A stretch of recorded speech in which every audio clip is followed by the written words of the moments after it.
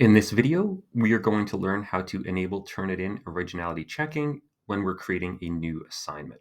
So if you're creating a new assignment and you want to have that Turnitin enabled, we're going to first go to Assignments. So we'll click on the Assessment tab and then Assignments. So we're going to create an assignment the same way that we normally would. We'll click on New Assignment. And we can fill in all the information like you normally would. So we're going to put the title here. You don't have to specify a due date or anything else. You can simply just go here, evaluation and feedback, and at the very bottom, you're going to see manage Turnitin.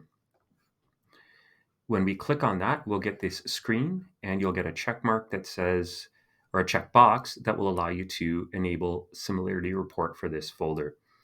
It'll take a second for it to connect with Turnitin. And once you do that, you have some other options you can check.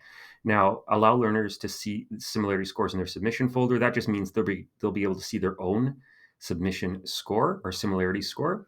If you don't want them to see it, that's fine. Leave it unchecked. Submissions checked. Automatic similarity checking on all submissions means as soon as an assignment is submitted, it will automatically be submitted for originality checking or similarity checking.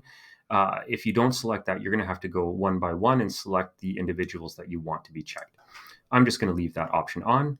There are some more options, but these are the basic options for now that will get it working for you. So we're going to click Save here, and then Save and Close.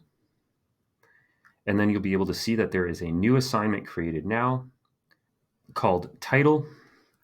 And right here, that just means that Turnitin is enabled.